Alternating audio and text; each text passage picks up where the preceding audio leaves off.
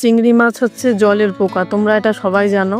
কিন্তু চিংড়ি মাছ যে এত সুস্বাদু হয়, নানান রকমভাবে রান্না করা যায়, কিন্তু এই রান্নাটা যেন সব থেকে বেস্ট।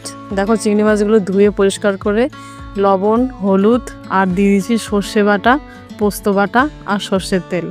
দেখো ভালো করে এটাকে মাখিয়ে নিতে হবে, ম্যারিনেট করে নিয়ে তারপরে দিয়ে দিতে হবে মশলা ধোয়া যে বাটির জলটা।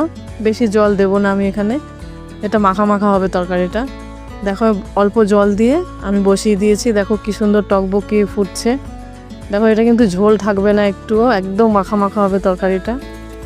দেখো আমার হয়ে গেছে, দেখো একদম পুরো টেনে গেছে, মাছগুলো কিন্তু খুব সুন্দর সিদ্ধ হয়ে গেছে। দেখো আমি নামিয়ে নিলাম এবার। দেখো দারুণ লাগছে দেখতে, এটা কিন্তু খুব সুন্দর হয় খেতে, অপূর্ব হয়। তোমরা একবার অবশ্যই এটা ট্রাই করবা। এটা কেমন লাগলো অবশ্যই আমাকে কমেন্ট করে জানাবা তোমরা।